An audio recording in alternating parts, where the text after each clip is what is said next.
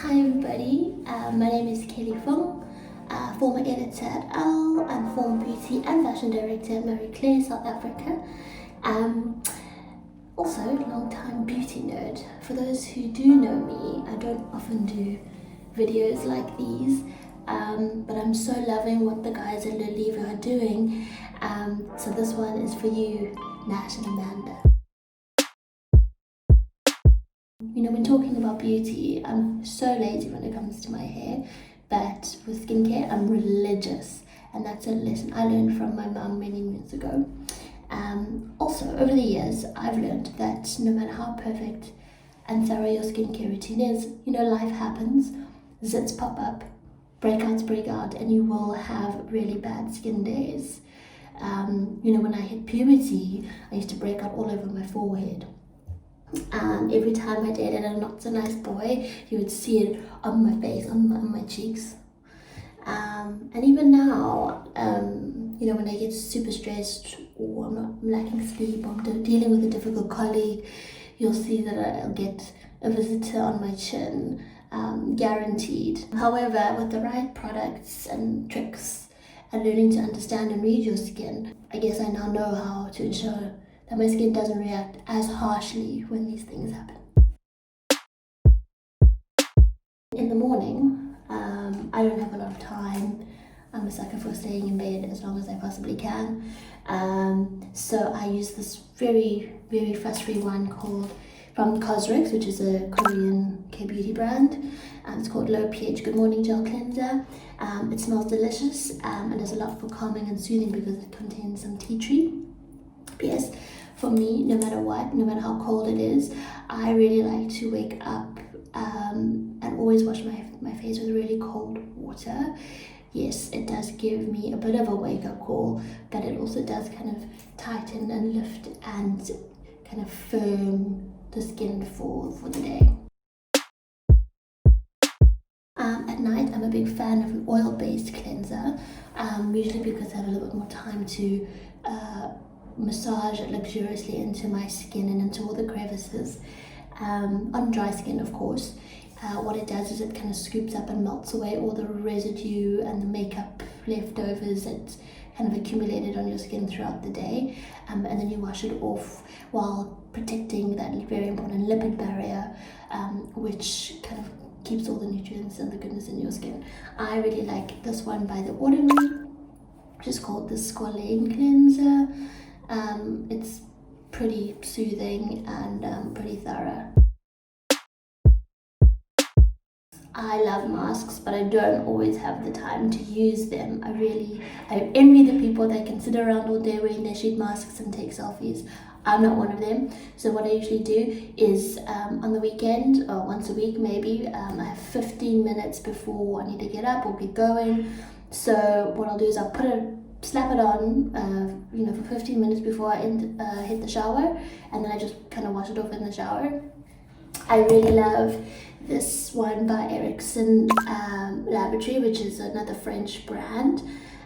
It's called the Anti-Pollution Mask. It smells like pineapples, and I slap it on my skin, and it does a lot for protecting your skin from the outer elements and the weather, and leaves it pretty bright and radiant, but a very easy one to use. I also kind of love beauty products with bad packaging. It makes me a lot more intrigued. It's just one of my quirks, but never been wrong so far. Another product that I absolutely love and I keep buying is the Derma Clear by Dr. Jart. This is when my skin isn't looking its best. It's called the Derma Clear Trans Foam Clay. It's super nourishing, and once you take it off, your skin pretty much just radiates and feels really good. Plus, it smells like zoo biscuits, so there's nothing to complain about. As I said earlier, those pesky zits do have a way of rearing their ugly heads, usually at the worst moment. So I swear by this little guy, and I've tried them all. I've tried all the zit zappers you can possibly think of. All you have to do is kind of apply it onto the chin with a silver ball and let it let it live its life and dry up. And of course avoid picking or plucking or prodding, squeezing if you can. I'm currently using this product by The Ordinary, which is a toning and exfoliating solution that kind of helps to refine the texture of my skin. It does include an alpha hydroxy acid, which essentially is an ingredient that will work on the surface of your skin to peel away and make room for new generation of skin cells that are more evenly pigmented. And of course, I only use this at night, because one thing to remember that when you are using products that contain any kind of AHAs or BHAs, your skin will tend to get a bit more sensitive in the sun, especially when using products with an AHA, and you should be using it in combination with a really good sunscreen, and make sure that it has a really high SPF and that it's UVA and UVB protective. I love this one by Chanel. It's the Sublimage, the SPF 50. It's super lightweight on my skin, it's not greasy, and it doesn't leave that sort of grey film. I've started experimenting with putting bio oil on my face every night. Yep, the stuff that one would usually put on their scars and stretch marks. You may think I'm nuts, but hear me out. So when it comes to Asian skin, it's very similar to dark skin, where we may not worry too much or worry too early about things like wrinkles or premature aging, but we do worry about things like hyperpigmentation, which is ultimately the dark scars and dark marks that are left after blemishes or any kind of damage to the skin. So the vitamin E in the bio oil has helped steadily fade all the dark marks on my skin, lighten them, and kind of getting my skin to look far more even toned. And then of course the vitamin A in this little bottle of bio oil helps promote cell turnover, so it really does leave my skin feeling quite radiant and plumped up. I hate feeling like my skin's caked in makeup, and I actually really like seeing a bit of pore.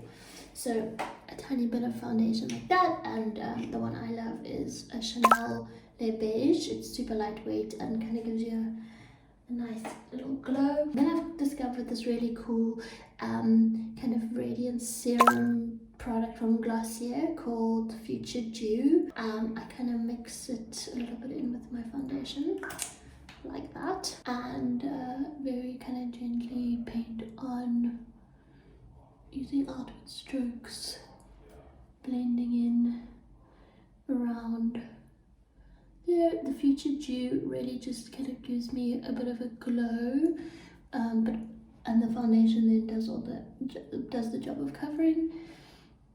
And then of course don't forget to always do these crevices that we sometimes forget.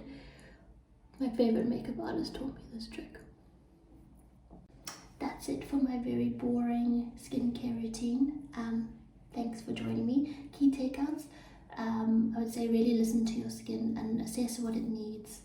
I think it's pointless slapping on product after product for the sake of it, even if the latest craze is a 12-step program that guarantees you flawless skin.